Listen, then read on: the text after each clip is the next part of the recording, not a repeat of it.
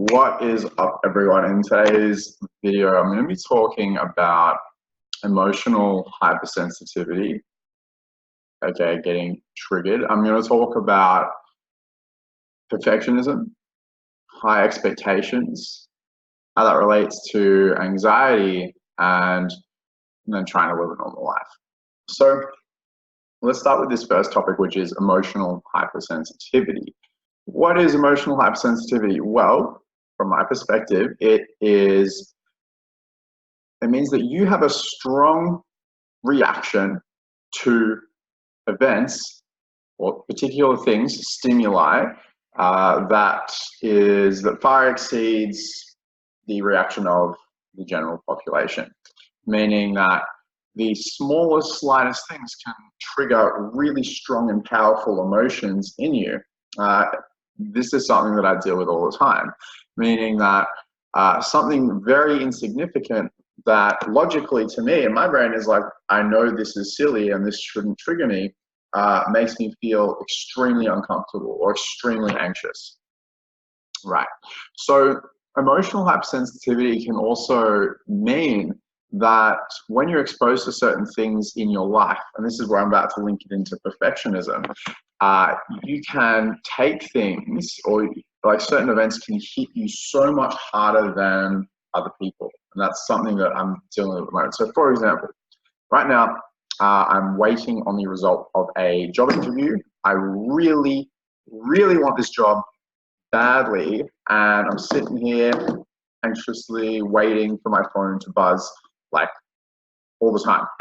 Like the slightest thing, I'm like, oh, is it it? And I've realized that if I get it, I'm going to be super happy. But if I don't get it, I'm going to be upset. I'm going to be very upset. I'm probably going to be way more upset than your average person. And I realize this is a pattern that comes up a lot in my life. Other times where I've noticed emotional hypersensitivity has come into my life has been, for example, rejection by a potential partner. So, interested in a girl, she's not interested in me. The moment I find that out, it gives me that trigger, and I'm super cut up about it. I'm really, really heavily down on myself. There's all these questions. What's wrong with me? Why did this happen? And even though it's silly, even though maybe I didn't even know this girl very well at all, maybe she wasn't actually, maybe we were not meant to be together at all, maybe she was actually a horrible person, I didn't see it yet.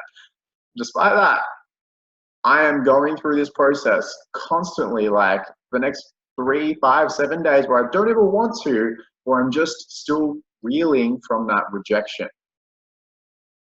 So being sensitive to rejection, or being overly sensitive to your external environment, can be one of the most distressing things ever. Something that I definitely feel like happens to me. Another good example of like hypersensitivity, this is something that I experience, is noise, for example. So a great example would be being in a public place, such as being at the gym, or being in a family household for a small social party and gathering. And while most people are happy with life, there's a bit of chatter, there's this person in the kitchen, you're on a lounge, there's people standing around. Imagine a party, everyone's having some drinks, whatever. All pretty relaxed and laid back, even if it's your family, everyone knows each other.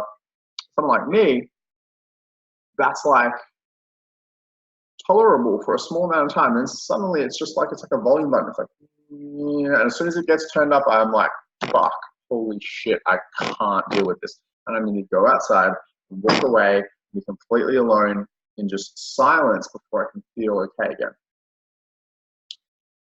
Emotional hypersensitivity is where someone's words being even slightly too harsh, or leaning towards like a darker, angry side towards you, can really trigger a stress response. Adrenaline, cortisol, heart pumping. You're like, what the fuck? Why would you do this?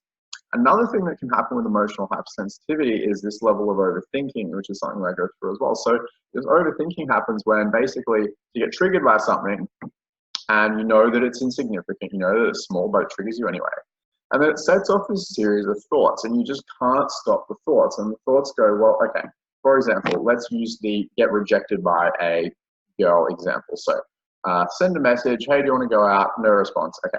Cool. So questions. Why did this happen? What's wrong with me? Okay. Well, what does this mean? Maybe and so basically you start to self-deprecate yourself as you go along. Or say I don't get this job. Fuck. They wouldn't have liked me. I probably had a shit interview. My references suck. I have no experience. And just leads to this constant questioning, which degrades your self-worth and your self-esteem. Here's the solution.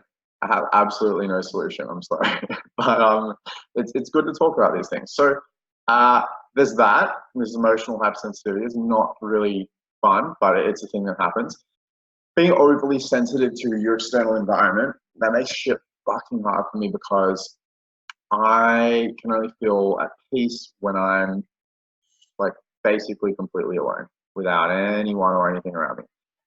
Even watching cars go by, because, you know, house is empty right now, I feel chill, but, you know, hear a car noise, maybe someone's getting home, anxiety, peace, I have to check the window, we're good, no one's there. But every single time in this video that I've heard some shit going on outside, I've had an anxiety peak.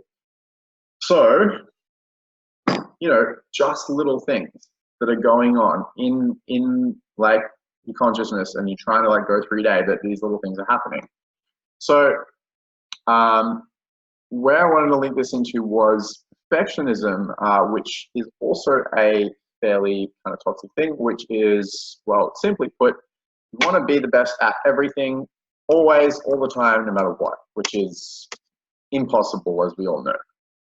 So something that I've been struggling with recently is trying to grasp life, like trying to grasp how much there is to do. So a really simple example would be, at the moment, recently, I've been trying to figure out a career path, like what do I want to do for a long-term career, what I want to do for a job. And I've decided that's medicine, but putting all that to the side, just looking at how many different careers there are, how many different specialties there are, how much you can specialize in just one single thing. Like, you know, there's anthropologists or there's historians that are, you know, like they've spent their entire life just dedicated to, I don't know, like the Qing dynasty in China, and that's literally all they do. They look over that research, and there's just so much knowledge. That one person, that one level of research, that one topic, there's just so much to uncover. They could study it for years and years and years. You could get like a tablet or an ancient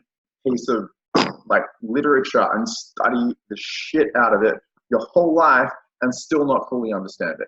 And that stresses me out because there's so much shit and there's so many people and there's amazing musicians and artists and creative talent and all these things and politicians and, you know, influential people, sportsmen, people that I look up to and like go, wow, that's inspiring. I'd like to be as great as you. And I go, well, fuck, how do I choose? How do I even choose? How do I even like exist when there are so many fucking things to do? Like, I could be this kind of person. I could be that kind of person. I could spend my time building up my local community. I could make my little town, my little suburb or whatever, the greatest thing ever. I could look after people around. I could go on neighborhood watch. I could help clean up the sidewalks. You know, I could obsess over that and spend my whole life in it and totally change that. But I could fucking write a piece of program or code and constantly work on that program or code my entire life. And so I get stressed out thinking about how much there is to do, how insanely fucking eternally, insanely expansive and eternal the universe is, and I just can't. Like, I can't grasp it. I can't do all the things. I can't be the best at everything. And it's like, I feel like perfectionism almost comes down to wanting everything for yourself. It's almost like I want the universe to be mine, but it's just not possible because one, I'm a part of it, but two, it's just eternal. Like there's just no limit to it. I can't. Anyway, so on a micro level, perfectionism comes down to you're doing little tasks and shit every day. And you're just like, for fuck's sake, like, okay, let's say I do some really great stuff. Like I get this job, which would be sick. And, you know, I clean my room and shit, and I go to the gym and I have some good food, etc. I'm going to bed at night. I'm like, man, why am I not doing meditation every day? not even meditating. What kind of person are you? You know, so it's this thing where, like, with perfectionism, you just can't win ever. And it's really hard to lower your expectations. And I think something that causes a lot of people a lot of pain is the fact that as a perfectionist, what ends up happening is you realize that you'll never be able to attain that level. But despite that, you maintain a belief inside of you that you should be at that level. So it creates this cognitive dissonance because you're going through your life and you're like, da, da, da, da, da, but deep inside you feel like a piece of shit because you never worked hard enough. You're not waking up at 3 a.m. and doing push-ups in a cryogenics chamber before you do your Wim Hof method, fucking cold shower, ice bath, before you then go and do your remedial dry needling massage, followed by a kale smoothie with, you know, a side bowl sprinkled in fucking chia seeds and activated almonds, before you then fucking, like, you know, you get what I mean. It's like, you just can't. But part of you almost thinks that you can. I don't have a solution to that either. It's just something I wanted to talk about. So next is just straight up fucking trying to deal with mood and anxiety and stuff.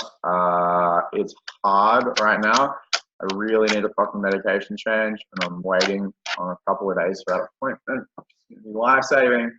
But in the meantime, I'm just trying to, like, not feel like shit, and that's hard as well. And it's rough when I think a lot of us have, I have this thing where it's like, basically it's me, or to be the real me, plus basically the Antichrist, which is like, you know, the part of me that just wants to destroy everything, including myself. And this Antichrist, this is what I'm fucking call it, pretty much its goal is to just annihilate everything forever, including my happiness, my thoughts, my self-worth, my self-esteem, my life. So I'm going through my life and doing shit, and you can see I've got this positive optimism right now, and it's awesome, and I like seeing that color and that excitement in my face, but in the depth that you don't see is this fucking darkness that's just like pushing and pushing, like, fuck you, fuck you, fuck you, do this, kill yourself. Like, literally, little voice that's like, kill yourself, and I hear it at least a few hundred times a day. Now, to anyone that's not dealing with mental illness, you're probably like, what the fuck, dude? Are you okay? Like, you need some help. Don't worry, I've already got plenty of help, but thanks for your concern. For those of you that do struggle with this, you're going to know what it feels like. And it's just, well, you kind of go through these cycles. Sometimes I'm like, you know what, this is okay. Like, I'm used to this, whatever. And other times it's almost like, it's like having, you're a punching bag. You're just getting punched by the Antichrist, so to speak. And then eventually, like, sometimes you're just cool with it and you're like, okay, yeah, you know, whatever, like, whatever. And eventually, sometimes, well, for me, recently especially, I've just been going like, okay, all right, I get it. And then it's like, I'm like, okay, all right, this is cool, I guess. And then, yeah. So I really want to branch out of pessimism into optimism. And someone's home, so we're going to end the video. But then, with the on permanent, so you get the the annual leave and all the benefits that go with being a permanent employee. Yep.